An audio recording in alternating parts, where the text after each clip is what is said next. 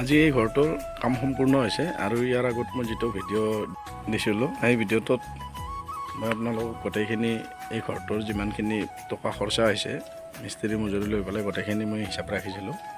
আৰু আজি আপোনালোকক মই সেই ভিডিঅ'টোতে কৈছিলোঁ আজি মই গোটেইখিনি কাম শেষ হোৱাৰ পিছত আপোনালোকক এটা বহুত চুটিকৈ এটা ভিডিঅ' বনাই আপোনালোকৰ আগত আগবঢ়াইছোঁ। আৰু আপোনালোকে ভিডিঅ'টো ভাল পালে এটা লাইক কৰিব আৰু যিসকলে মোৰ চেনেলটো নতুনকৈ চাই আছে চেনেলটো ছাবস্ক্ৰাইব কৰি ল'ব আৰু আগলৈ আপোনালোকে এনেকুৱা নতুন নতুন ভিডিঅ'বোৰ পাই থাকিব। আপোনালোকে ভিডিঅ'টো শেষলৈকে চালে ভাল পাব বুলি আশা কৰিছোঁ। আৰু মই যি দুখন এই চোলা বনাইছোঁ ইটাৰে এই দুখন মাটিৰে ভালদৰে মুচি দিয়া হ'ব পিছত।